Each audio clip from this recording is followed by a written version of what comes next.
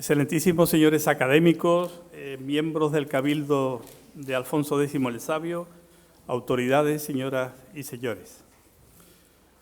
Continuando con el ciclo de Mujeres en la corte y vida de Alfonso X, iniciado el pasado martes, traemos hoy a colación la figura de doña Violante de Aragón, mujer de Alfonso X el Sabio, y para ello contamos en la tarde de hoy con la presencia de don José María Miura Andrades, profesor titular de Historia Medieval de la Universidad Pablo de Olavide de Sevilla, director del Grupo de Investigación Ceira, promotor de esta jornada y miembro igualmente del Cabildo de Alfonso X el Sabio. Presentar a un compañero y amigo con el que he compartido muchas experiencias en la universidad no resulta nada fácil porque siempre le queda a uno la sensación de que podía haber dicho algo más de cuanto pueda comentar. Conocí a José María desde tiempo de sus estudios en la Universidad de Sevilla. Fue precisamente su curso tercero de Historia, que no su grupo, el último al que le impartí clases prácticas de paleografía.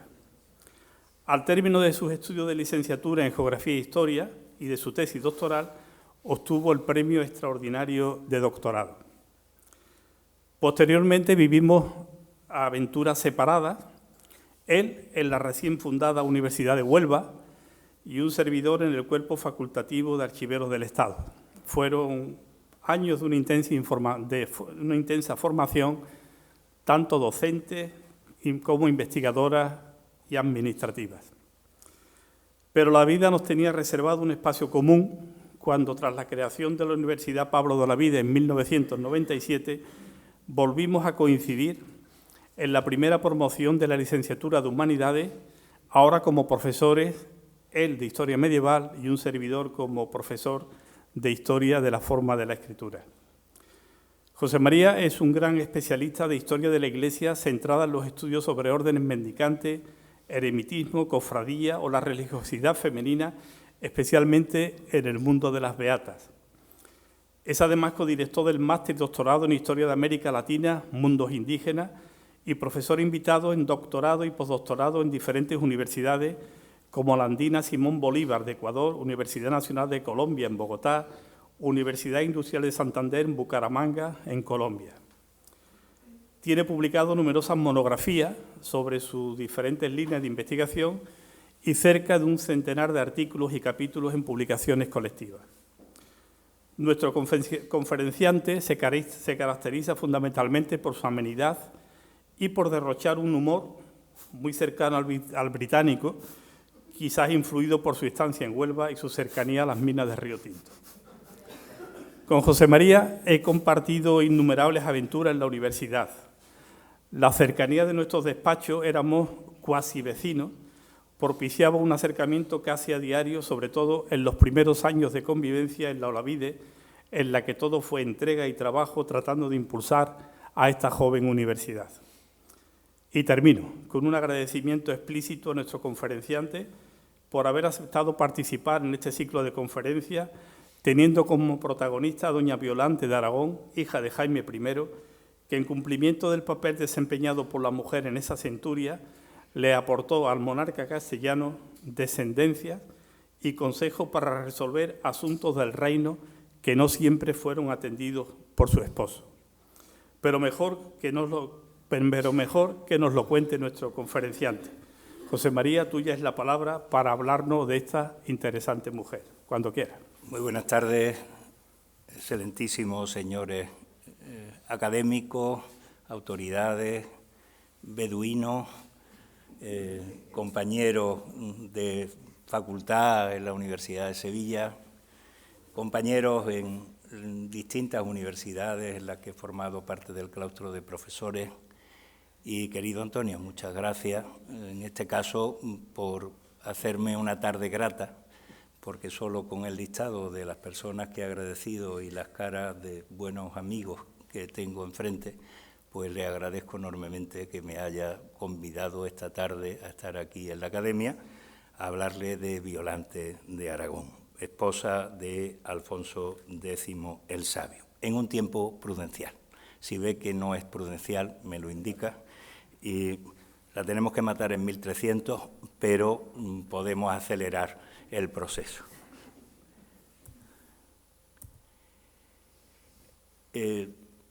Esto es lo que dice Alfonso X el Sabio en la partida segunda, título sexto, ley primera, de las cosas que debe el rey catar, que aquella con quien casase haya en sí 4 cosas.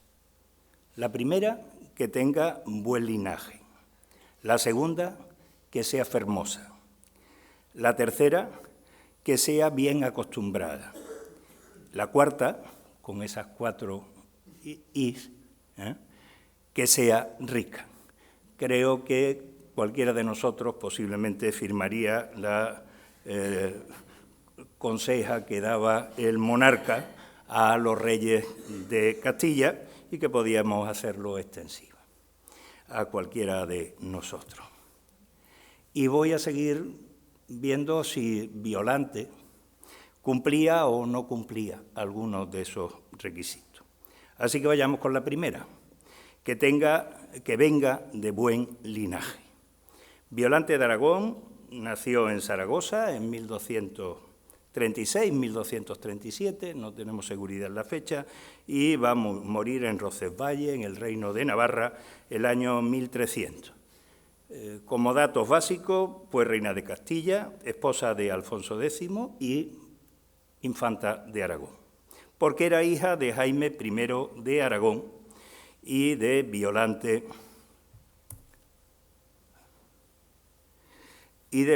de Hungría. La primera mención de la infanta es de enero del año 1238, cuando Jaime I, en el Puig, prometió continuar la conquista de Valencia y ordenó ir por su mujer y su hija. Francisco de Mosó calcula que debió de nacer en mediados de 1236 y, como muy tarde, finales de 1237.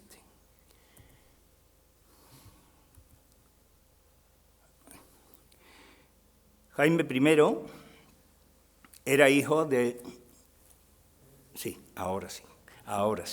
Jaime I era hijo de Pedro II de Aragón y de María de Montpellier, y fue engendrado de forma casual, según la leyenda, con un artificio que hizo el ayudante de la reina porque el rey no quería yacer con ella. Debe de nacer, resultado de ese encuentro, como digo, casual, según la leyenda, en Montpellier, el 2 de febrero de 1208, el primogénito de Pedro de Aragón y de María de Montpellier. Casó Jaime I el 6 de enero de 1221 en Ágreda con Leonor, hija de Alfonso VIII de Castilla y de Leonor de Inglaterra, con una edad de 14 años. Leonor era como unos 8 años mayor que él. El matrimonio fue anulado el año 1229 por razón de parentesco por parte de la Iglesia, a petición del propio Jaime, cuando el rey tenía cumplido 22 años y ya tenía un hijo, Alfonso, con su primera mujer, Leonor, la hija de Alfonso VIII de Castilla y de Leonor Plantagenet. Alfonso va a morir en el año 1260. Su segundo matrimonio se celebró en Barcelona el 8 de septiembre de 1235, contando 26 años, y la elegida ahora fue Violante, hija de Andrés II de Hungría, de 21 años. Su reinado, el de Jaime I, de 63 años, es el más largo de cualquier monarca de toda la historia peninsular.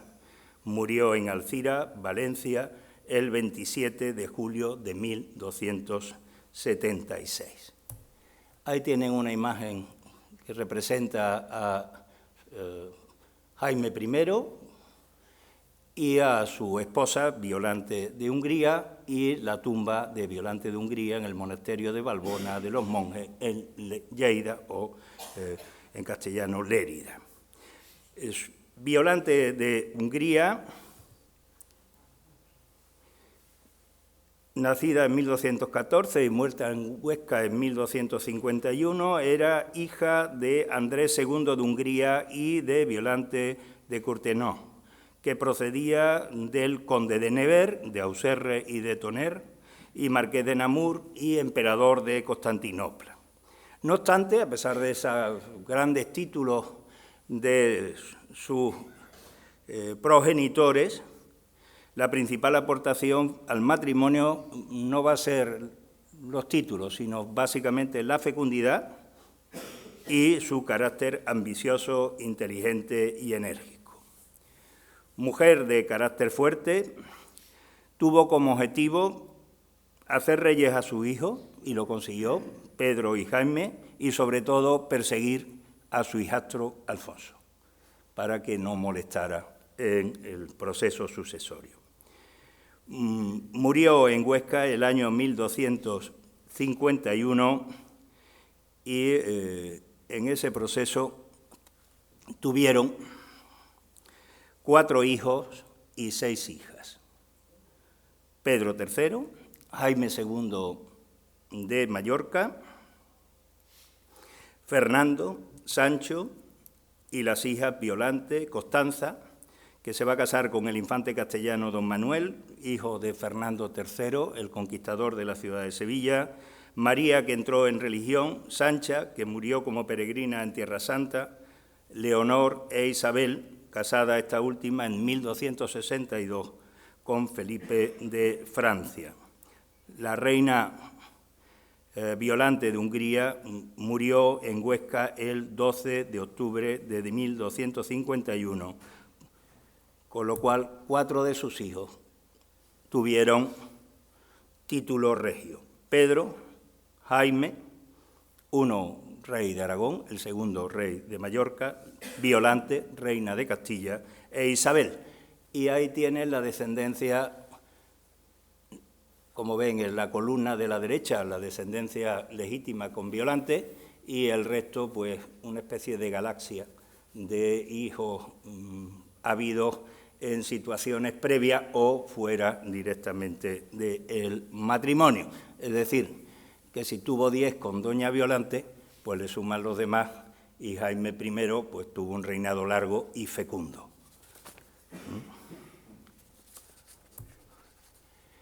En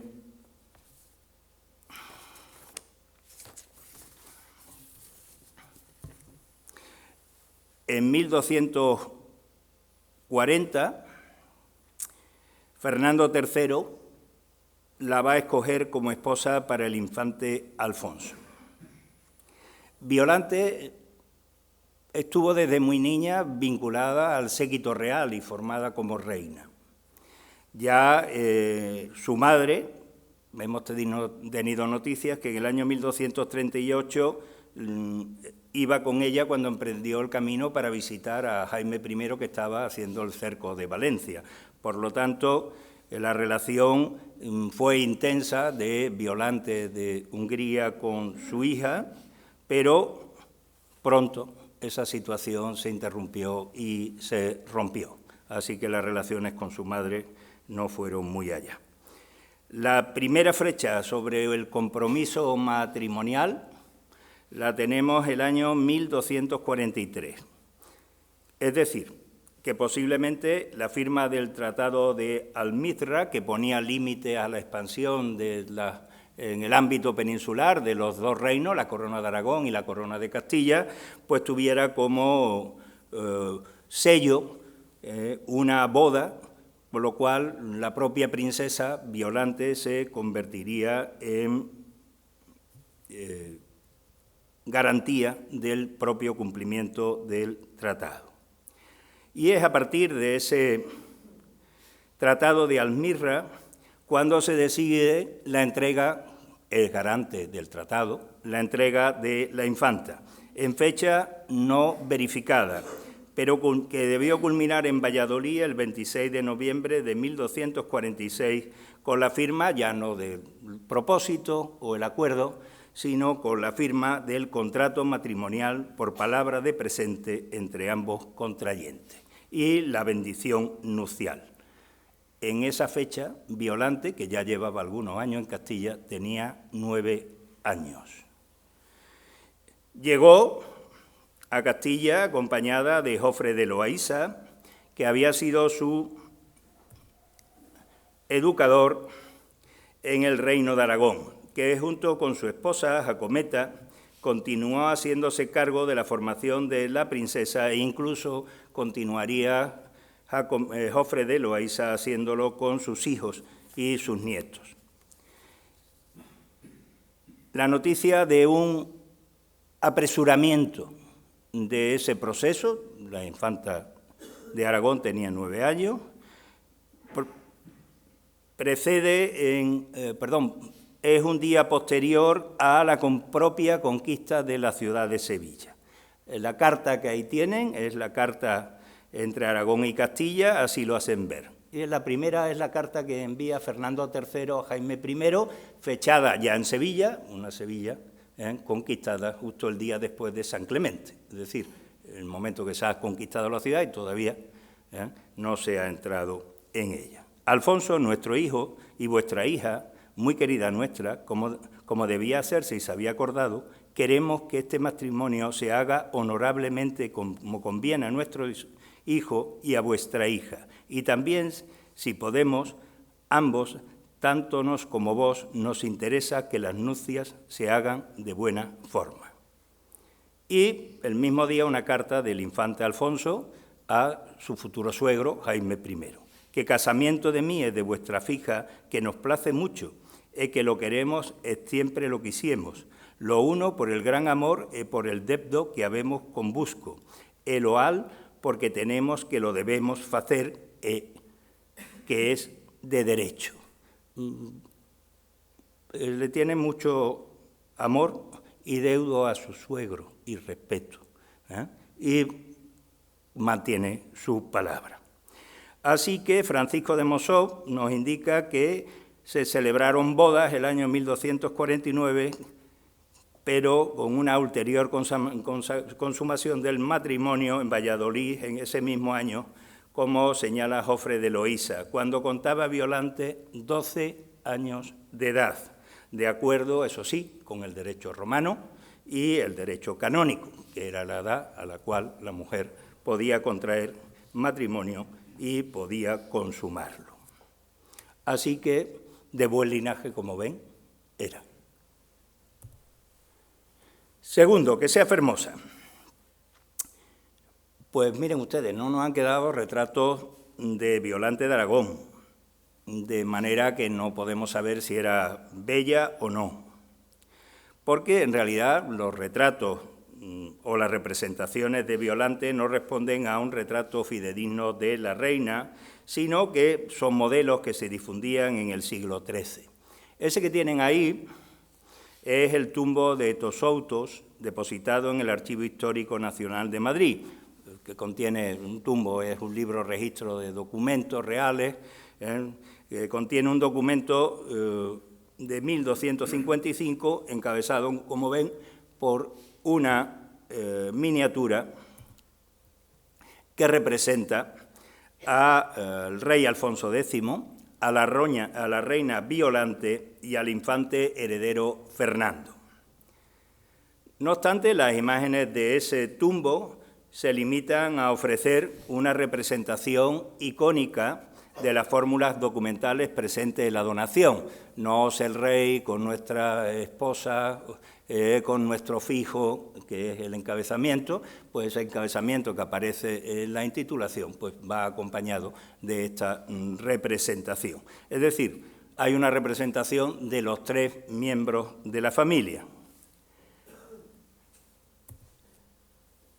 Pero si se fijan bien, la representación de la reina pues no dista mucho de ser la misma que otras reinas que aparecen en ese manuscrito. En este caso, Alfonso IX de León y la reina Berenguela de Castilla.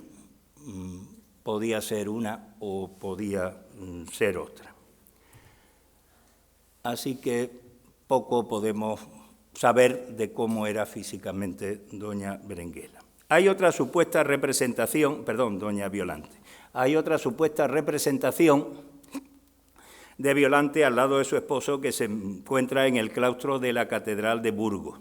Pero después de estudios exhaustivos, de las esculturas, parece ser que no son del momento de doña Violante, sino que se esculpieron en tiempos del propio rey Alfonso X, pero representan no a doña Violante, sino a su padre y a su madre, según el sabio parecer de el profesor González Jiménez, o, si acaso, a su madrastra, con la que se había casado en la Catedral de Burgos.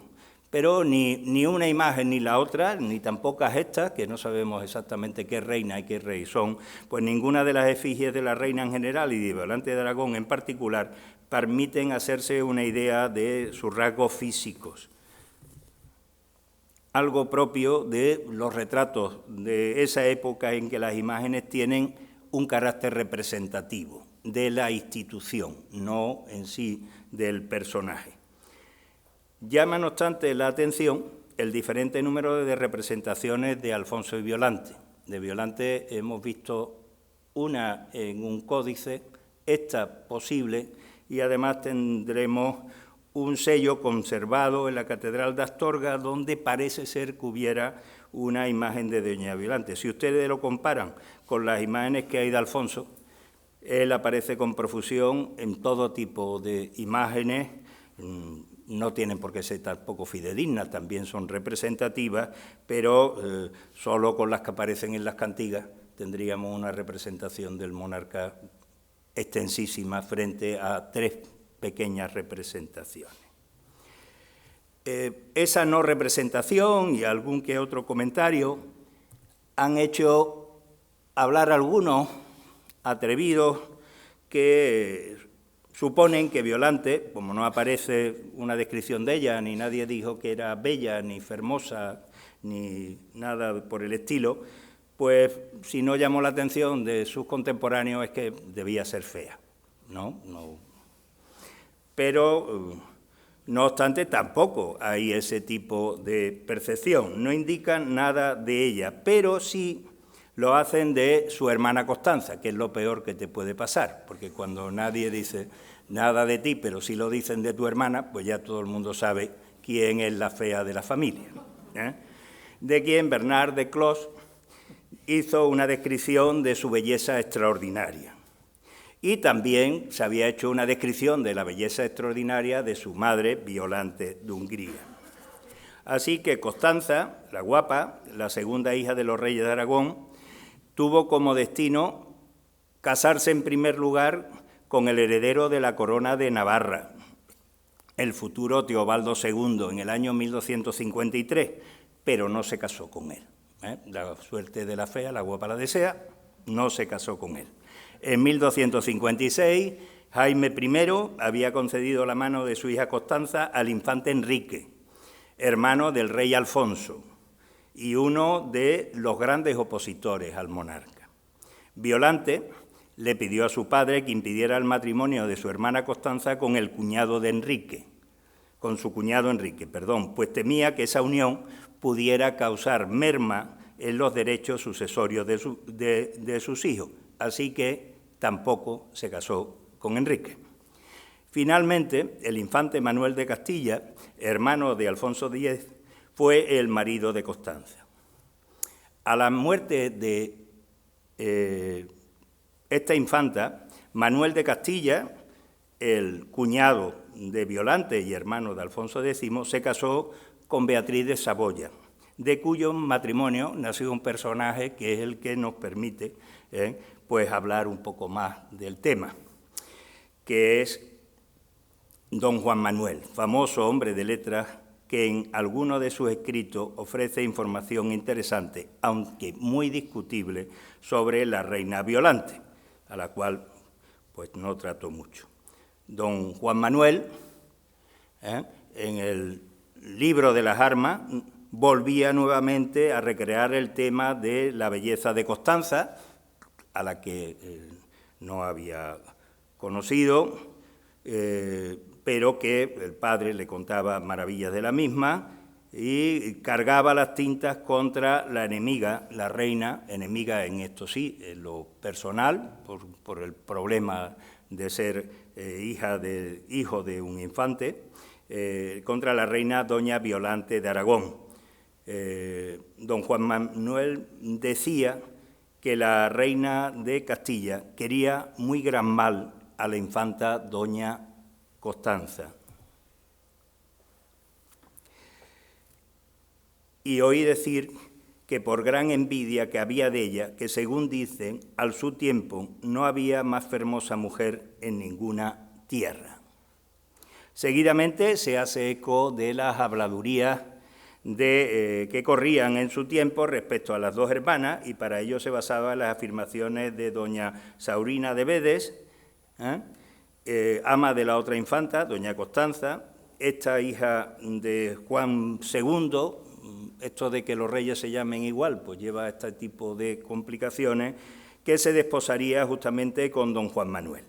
Según le refirió, siendo todavía doncella, la infanta doña Violante envidiaba y malquería a su hermana Constanza, por ser una mujer de gran belleza, mientras que ella poseía un físico poco agradable.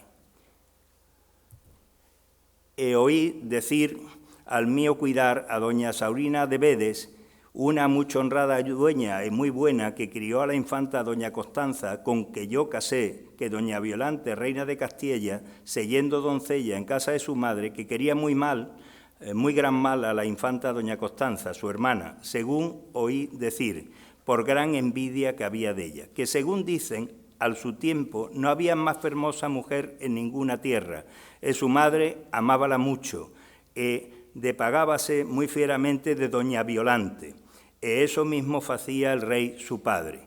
Por todas estas razones era tan gran el desamor que él había, que dicen que la reina que había muy gran recelo, que él guisaría la muerte por cuantas partes pudiese. Es decir, no se llevaban bien y le tenía un poquito de inquina a su hermana buscándole la muerte.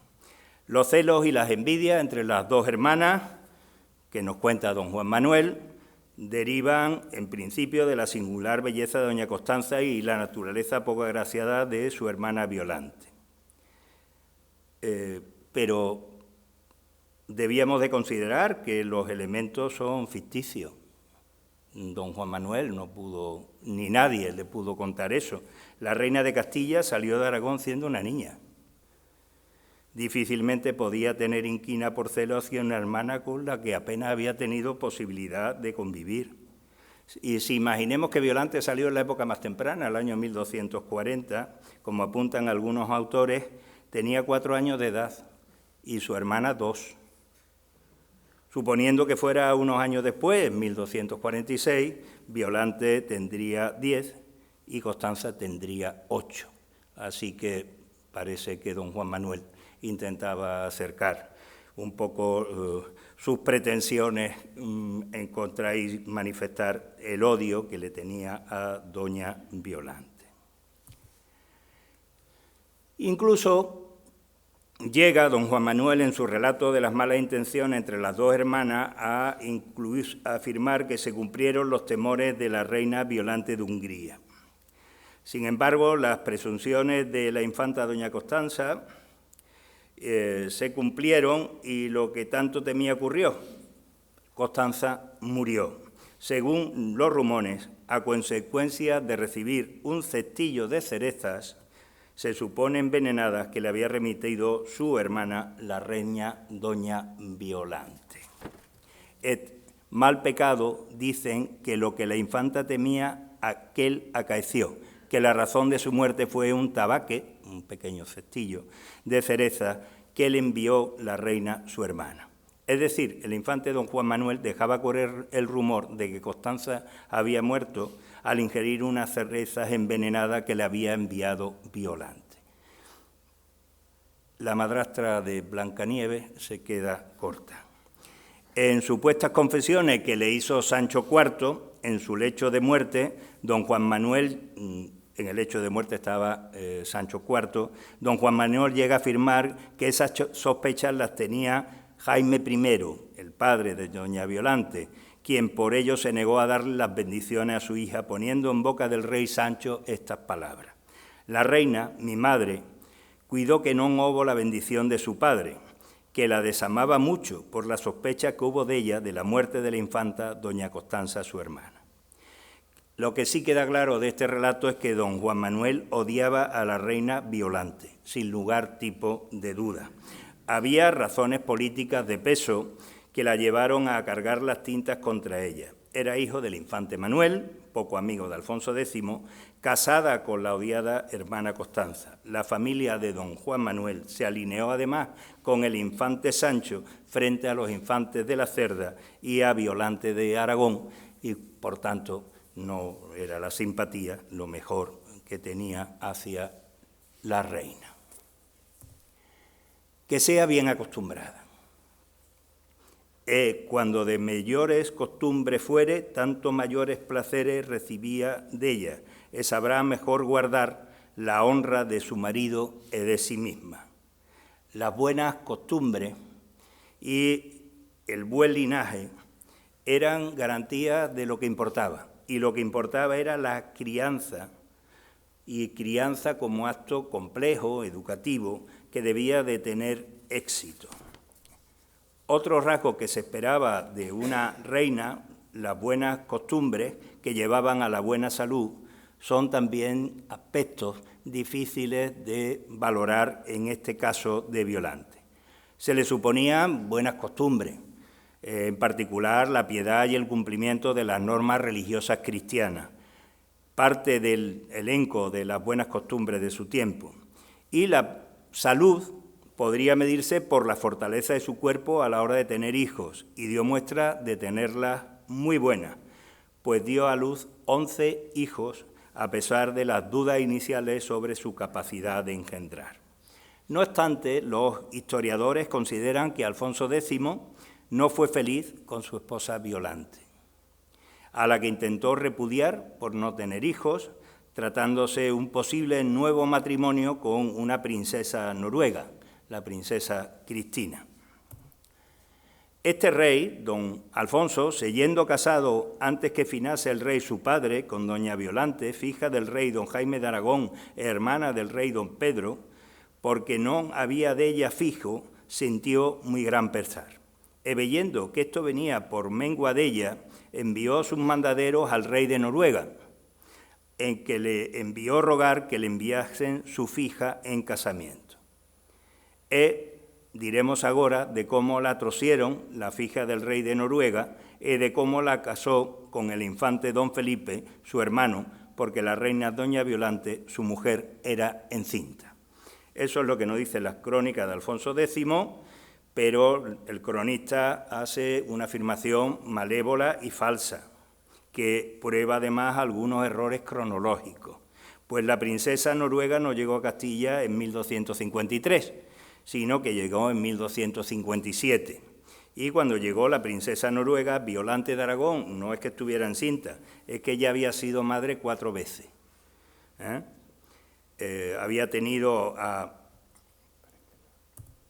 Berenguela, la primera, en 1253, a ella le siguieron Beatriz, 1254, que se casa con Guillermo VII de Montferrat, Fernando, conocido como el infante de la Cerda, en 1255, que en 1269 casó con Blanca, hija de Luis IX de Francia, Leonor, en 1256, y en los años siguientes tuvo otros 7 hijos e hijas más.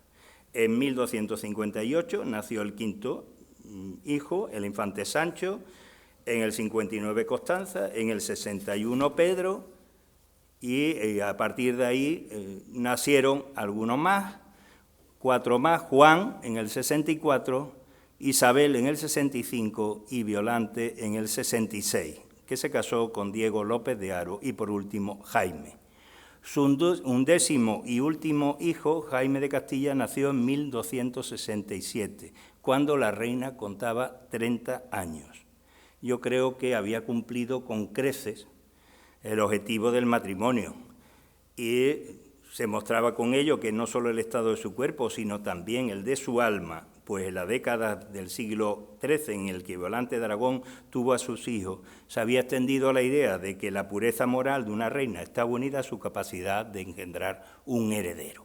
Así que su pureza moral fue lo suficientemente fuerte, no para engendrar uno, sino para engendrar todo un elenco. Podemos hacer alguna afirmación en contra de los que opinan que Alfonso X y doña Violante no se llevaban bien.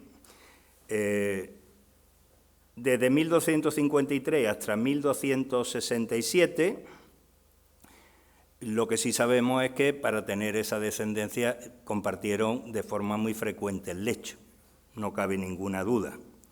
Y así que, al menos en esos años, su unión fue probablemente buena o suficientemente buena, casi durante 3 décadas, es decir, una relación satisfactoria. Pero además hay un hecho que nos demuestra que la relación era suficiente y buena. El hecho de que durmieran en el mismo lecho nos lo ilustra la cantiga 345. La cantiga 345 nos habla de la sublevación de los mudéjares jerezanos en 1264 frente al poder castellano y el asedio, el rompimiento de los pactos y el asedio del alcázar de la ciudad. 2 años había, ou ben 3, que en ganara Jerez e que o castelo de Cristiano ben pobrara. El rey, mientras se perdía el castillo de Jerez y los moros trataban de quemar la imagen de Nuestra Señora, estaba en Sevilla. Ahora que aquesto facían, ven en Sevilla yacía el rey dormido na sesta. E maravilla vio en sonnos, como aquela que de Deus madre e filla oía en capela de Jerez vos someter. Es decir, vio en sueño a la Virgen que llevaba a sus hijos en brazos tratando de escapar de la llama y dirigiéndose hacia el rey le pedía que salvase a su hijo.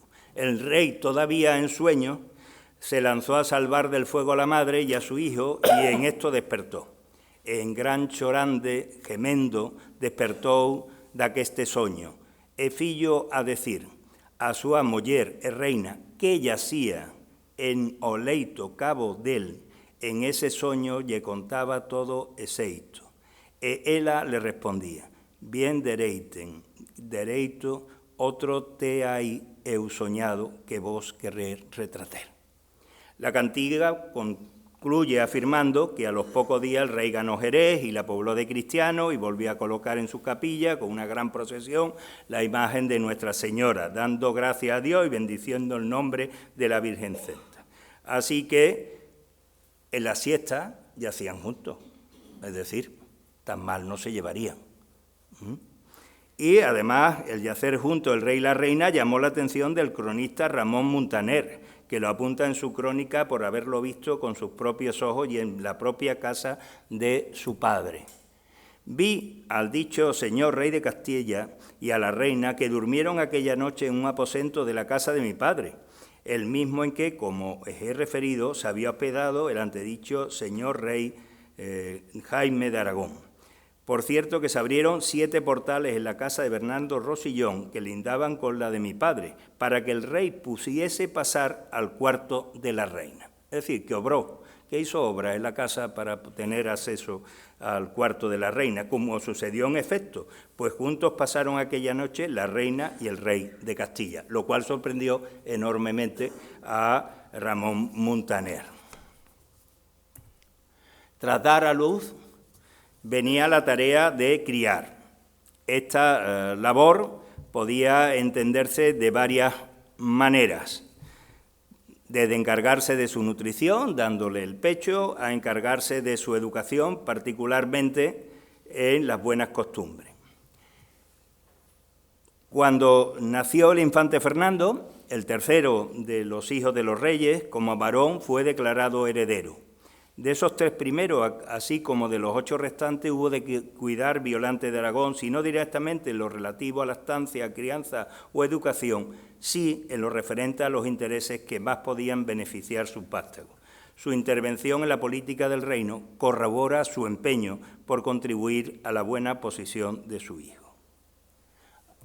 Así que al cumplir 10 años de edad, Fernando concertó un matrimonio junto con su padre con la infanta Blanca de Francia, hija de Luis IX de Francia, en ese año de 1266. Se firmaron capitulaciones matrimoniales ese mismo año, pero a causa de la juventud de los contrayentes, el enlace no se celebró hasta 3 años después, en la ciudad de Burgos, el 30 de noviembre de 1269. Tenía entonces Fernando de la Cerda 14 años recién cumplidos y Blanca de Francia, que era mayor que el novio, 3 más. Del matrimonio del infante de la Cerda y de su mujer Blanca de Francia nacieron 2 hijos, Alfonso y Fernando, a quienes se les conoce en la historiografía como los infantes de la Cerda. Y hay un antes y un después en la reina y en su desarrollo vital entre 1249 y su muerte en 1300, que es el 25 de julio de 1275, fecha en la que fallece su heredero, su hijo, el primogénito varón, el infante de la Cerda. Cuando fallece Fernando de la Cerda en julio de 1275, Alfonso X estaba en Francia. Pronto, el siguiente hijo varón, Sancho, pidió que su padre le declarara heredero, pero Alfonso X tardó tiempo en tomar la decisión definitiva, pues aunque en las Cortes de Burgos de 1276 pareció aceptarse la sucesión de Sancho, no va a ser hasta las Cortes de Segovia de 1278 cuando se le nombra heredero del reino, porque el asunto de la sucesión es un asunto complejo. Es uno de los más problemáticos en los que tuvo que intervenir Violante de Aragón. Según la tradición de Castilla, el derecho castellano, a Fernando de la Cerda, muerto en vida de su padre, le tenía que suceder su hermano mayor, es decir, heredaba al rey el hijo mayor vivo, en este caso Sancho.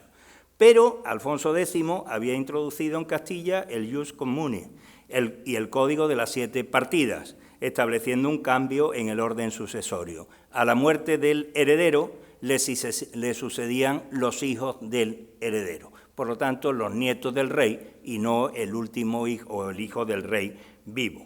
Si el fijo mayor muriese antes que heredase, si deshace fijo o fija que hubiese de mujer legítima, que aquel o aquella lo viese y no ningún otro. Partida segunda, título 15, ley segunda. Así que el conflicto surgió de inmediato. Sancho se consideró el legítimo heredero por el derecho castellano y descartó cualquier pretensión de los hijos de Fernando de la Cerda. ¿Y la reina Violante qué hizo?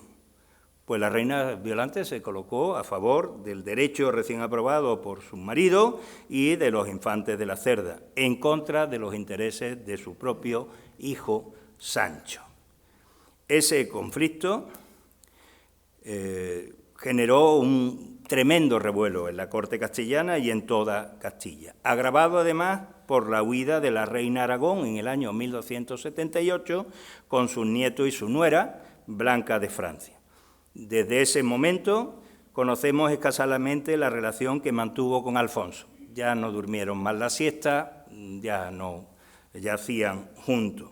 Abandonó la corte castellana a su marido el rey para buscar apoyo y favor para sus nietos, refugiándose con su hermano Pedro III de Aragón. Pero Pedro III quería a los infantes para usarlo como arma política en cualquier negociación, así que tampoco le salió bien ese elemento. En 1279 volvió a Castilla, endeudada y enfrentada a su marido, Alfonso, y sobre todo a su hijo, Sancho. Más adelante, en 1282, cuando estalló la revuelta en Castilla contra Alfonso X, Violante participó en las intrigas de la corte a favor de su marido, no, a favor de su hijo, a favor de Sancho, con el que se había enfrentado la vez anterior, consiguiendo así la destitución de su marido. La crónica se hace eco del cambio de postura de la reina desde el momento en que Sancho inició el enfrentamiento abierto con su padre, dando la impresión de que el acercamiento al infante se debía por parte de Violante por la inquina acumulada contra su esposo. Pero tras la muerte de Alfonso X en 1285, cuando Sancho se convierte en rey, volvió a apoyar a su nieto, como si nada hubiera conseguido, como si nada hubiera pasado, y volvió a endeudarse, aún más. A partir de esa fecha, Violante de Aragón perdió protagonismo durante el reinado de su hijo, al que había apoyado, apoyado y rechazado. No se sabe, además, con certeza, dónde residió en esos años. Antes de asentarse, al parecer, en Allariz, residió un tiempo en Valladolid, tenemos noticias que está en Burgos, en Toledo, en otros lugares, y después de los conflictos del año 1288, cuando su hijo Alfonso de la Cerda, pudo salir de Aragón e intentó sin éxito conseguir la corona de Castilla, Violante salió definitivamente del núcleo geopolítico castellano más influyente y fue posiblemente en esa fecha cuando se trasladó a la zona de Galicia, y se situó en el monasterio de Allariz, que había fundado el año 1286. Pudo esto construirse o acabarse de construir hacia 1289, pero tampoco sabemos exactamente dónde estuvo. Insistió en el apoyo de su nieto en 1295, cuando se muere Sancho IV, y tampoco tuvo éxito. Comenzó una nueva lucha por el trono de Castilla, esta vez apoyando a sus nietos frente a su primo Fernando, que estaba apoyado por su madre, María de Molina, sosteniendo una pugna que ganó María de Molina, que sería mujer y pieza esencial, que permitió reinar a su marido, que no era el legítimo, a su hijo y más tarde a su nieto. La acción política de la esposa ilegítima de Sancho IV fue vital, y su fuerza se mostró especialmente en los momentos clave en que tuvo que luchar por su objetivo. Cuarto punto, que sea rica. Aparte de las arras que recibió en el momento de su matrimonio, y de la que sabemos poco, supuestamente Valladolid, Plasencia, San Esteban de Gormaz, ahí tienen ustedes una relación. Violante fue reuniendo un patrimonio considerable basado en propiedades que fue acumulando a lo largo de los años de reinado.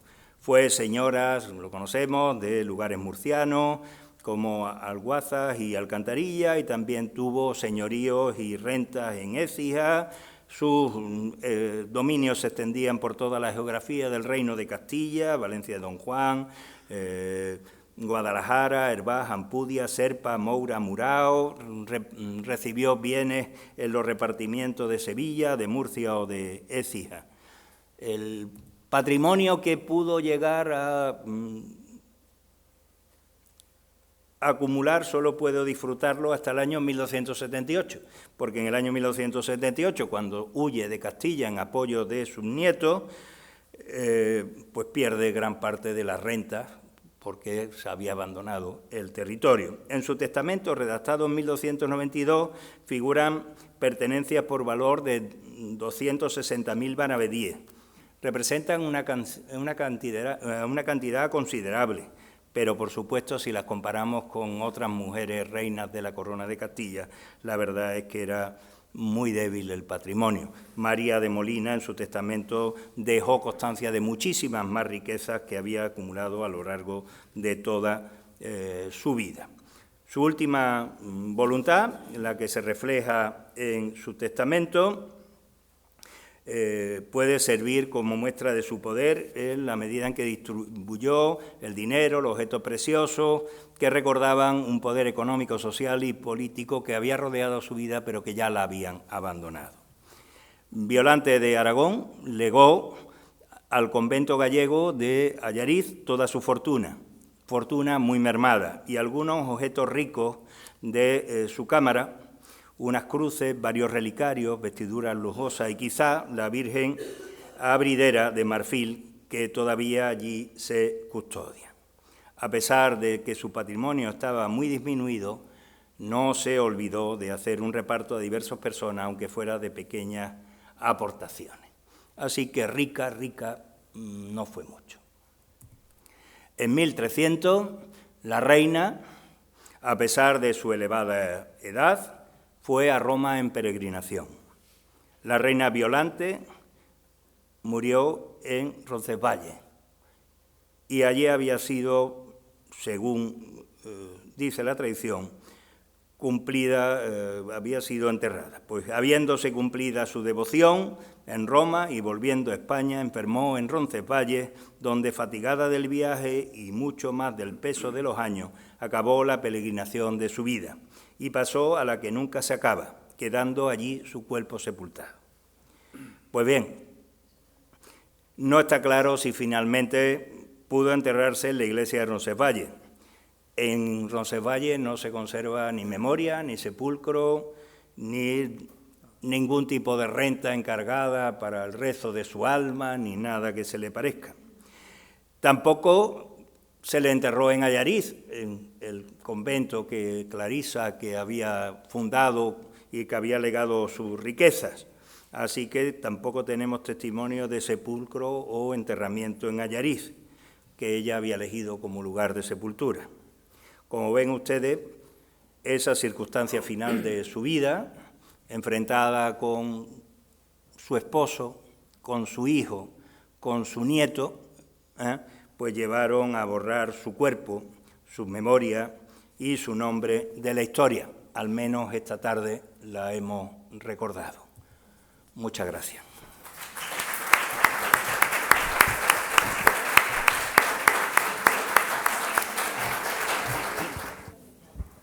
Muchísimas gracias, José María, por la conferencia que nos acaba de ofrecer y que en buena lid nos pone en un tema bastante interesante que hoy día está totalmente en boga, como es el papel jugado por la mujer a lo largo de la historia. Y qué duda cabe que ahí inicialmente tuvieron un hándicap, que toda esa documentación de crónica estaba escrita con un sentido tremendamente masculino.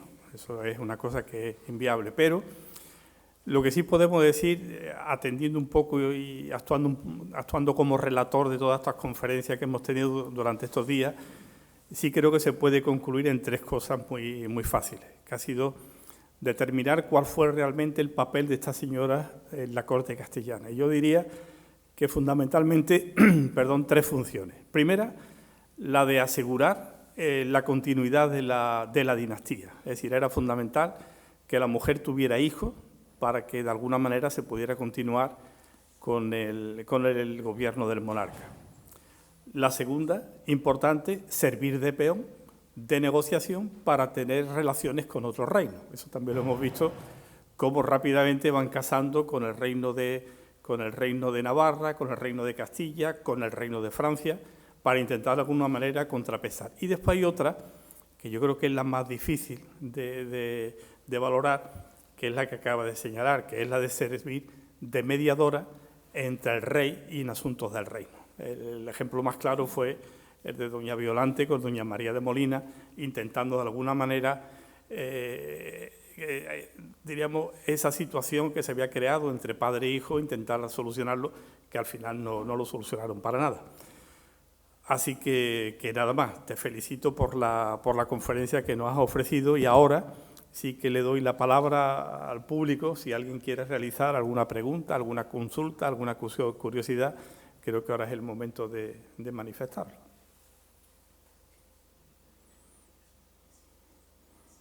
No va a reñir el conferenciante, podría estar tranquilo, al revés. Una curiosidad, profesor Miura, que siempre he tenido. Antes de mostrársela, lo felicito muy cordial y efusivamente porque estábamos comentando lo difícil que es construir historia a base de menciones, de alusiones, de aquí un códice, de allí una carta, y darle a todo eso coherencia real y línea histórica es un trabajo maravilloso, como acabas de dejar de manifiesto. Y la cuestión que siempre me ha llamado la atención es la de los infantes de la Cerda. ¿Cómo acabaron? Doña María de Molina, con el heredero, dijo adelante con los faroles y esto se ha terminado. Y ellos desaparecieron de escena. Ellos estuvieron primero en Aragón, con Pedro III, que sirvieron de moneda de cambio, es decir, los soltaba y los recogía en función de que quisiera presionar o no presionar al monarca en Castilla. Después pasaron a Francia, y Francia hizo lo mismo, igual, y acabaron en Gibraleón. Sí, en Gibraleón, es decir, se firma una paz con Fernando IV en 1304 y dentro de las, digamos, compensaciones que se ejercen está la del señorío de Gibraleón a la Cerda. Él lo disfrutó muy poco, pero su hijo Luis de la Cerda sí estuvo al frente del señorío de Gibraleón a la primera mitad del siglo XIV, y a partir de ahí pues surge la presencia de los Medinaceli, más tarde Medinaceli, Zúñiga primero, más tarde Medinaceli, en el ámbito de Gibraleón, enfrentado a los Guzmanes, que proceden de esa primera concesión de señorío, y hizo una cosa muy peculiar en Gibraleón. Las fundaciones religiosas normalmente, voy a mi tema, las fundaciones religiosas normalmente eran en ese tiempo tarea del rey. El rey era el que tenía la capacidad de establecer conventos. Lo primero que hace en Gibraleón es crear un convento, y no de cualquier orden, de la Orden del Carmen. El primer convento establecido en la Corona de Castilla es el convento de Gibraleón, un sitio perdido, apartado, distante, de la Orden del Carmen. Carmelitas que estaban en Tierra Santa y que habían tenido que refugiarse en Francia, donde él había entrado en contacto con ese mundo de Carmelo. Entonces hizo una fundación real, entrecomilladamente lo de real, con una orden que no era de Castilla, ni que había fundado ningún otro rey castellano. Es decir, de alguna manera representó su origen real a partir de eso. Y se fueron entreverando paulatinamente con el conjunto de la nobleza castellana y vinculándose lógicamente a través de distintos enlaces con la propia monarquía a lo largo del tiempo. Pero histórica y no, perdieron a rama colateral y aprovecharon algún intento en época de Alfonso XI, todavía con María de Molina, pero la minoría, pero una vez que Alfonso XI llega a la mayoría de edad, el tema de los de la Cerda desaparece totalmente, y ya la cuestión además va a ser más ardua porque va a aparecer un nuevo tema, el de los petristas y los trastámaras, con la herencia de Alfonso XI, donde el tema a resolver ya no podía ser el del infante de la Cerda, sino que ahora la cuestión era justamente más ardua. De hecho, Enrique II alega que era familia y descendiente de los infantes de la Cerda, que le correspondía, por tanto, a él legítimamente, pero lo cual hubiera significado que su padre no le correspondía. Claro, es otra de las cosas que hubiera tenido que admitir. Como tú nos acabas de explicar, don Sancho tenía razón. Pero no estaba en vigor. Pero no. No estaba en vigor. Ya se había derogado, pero hay una cosa que se llama, si no, algún jurista en la sala me puede corregir, expectativas de derecho, que es lo que provoca el asunto. Es decir, Sancho tenía, en el momento en el cual nace, tenía expectativas de derecho, en el caso de la muerte de su hermano. Y esas expectativas de derecho se truncaron con la aprobación de la norma. Es como Carlos María Isidro con la pragmática sanción. Expectativas. Bueno, si quieren, ya voy a aprovechar, voy a hacer propaganda. Si quieren, pues vamos a hacer son 3 mujeres que hemos tratado en este ciclo en la Academia. Las mujeres en el entorno de Alfonso X fueron más, y entonces vamos a hacer un pequeño curso en Carmona con estas 3 aportaciones más otras 5 y hacer un poco el recorrido de esas mujeres en la corte de Alfonso X, cosa que se hará en el mes de junio dentro de los cursos de Olavide en Carmona. Así que les animo a participar en esos cursos, en donde trataremos de estas y otras mujeres. Y el profesor Antonio López creo que además tiene una propuesta para llevarlo a papel, pero esa ya no es mía. Eso ya es otro tema. Ese es otro tema. Uso de tu amistad y de tus conocimientos, José María. Estas señoras de la época aguantaban lo indecible, pero se puede decir que mandaban también. También. Hemos encontrado un caso en que intentó mandar y fracasó, pero en otras ocasiones yo creo que el gran personaje es María de Molina. Doña María de Molina mandó a su marido, mandó a su hijo y mandó a su nieto. Bueno, esta doña Violante para mí ha sido un descubrimiento, José María, porque además que ve morir hijos, que ve morir generaciones por dentro, y ella se mantiene ahí. Pero ya doña María de Molina es que acabó con el cuadro. Sí. O sea, que en la corte eran presencia efectiva. Y su abuela, bueno, la abuela no de doña Violante, sino la abuela de Alfonso X, que es doña Berenguela, que, bueno, que nada más y nada menos que en recuerdo de su abuela se funda una iglesia en Sevilla, en el barrio de Triana, a Santa Ana, en honor de su abuela, que es por eso sí que es otro personaje que fue reina de Castilla unos días, nada más. Solo unos días. Y nunca debemos olvidar que cuando doña Violante fue reina de Castilla, su querido esposo, por la diferencia de edad que existía entre uno y otro, ya tenía al menos, que se le conociera, 5 hijos. Al menos. Y cuando hablamos 5 hijos no es por los hijos, es que los hijos vivían en la corte. Y fue la abuela, doña Berenguera, la que dijo, no, aquí hay que darle una solución. El ojito derecho, que fue el otro personaje que tratamos, doña Beatriz, aquí hay que salir, y a doña Mayor, que era su amante, el verdadero amor de Alfonso X de juventud, automáticamente la abuela dijo, no, a doña Mayor hay que sacarla de la corte por los problemas que nos puede crear fundamentalmente con su padre. Así que le creó un señorío específicamente para ella, para quitarla de la corte y estuviera solamente allí. Y eso es muy curioso porque en la primera documentación que se conserva de doña Beatriz, el rey le dice que le da la ciudad de Elche a ella y a todos los hijos que tuviera con doña Mayor. Con lo cual, cuando el rey otorga, automáticamente nos está dando a entender que piensa tener más hijos con ella como los tuvo. Es una... Que la quita de en medio, pero van a venir más. Es una intriga muy curiosa, y que además se repite una y otra vez. De hecho, la proliferación de hijos de todos los reyes es espectacular. José María ha contado 11 de doña Violante, pero es que tenemos que sumarle los otros 5 que se sepan. Que se sepa, nada más.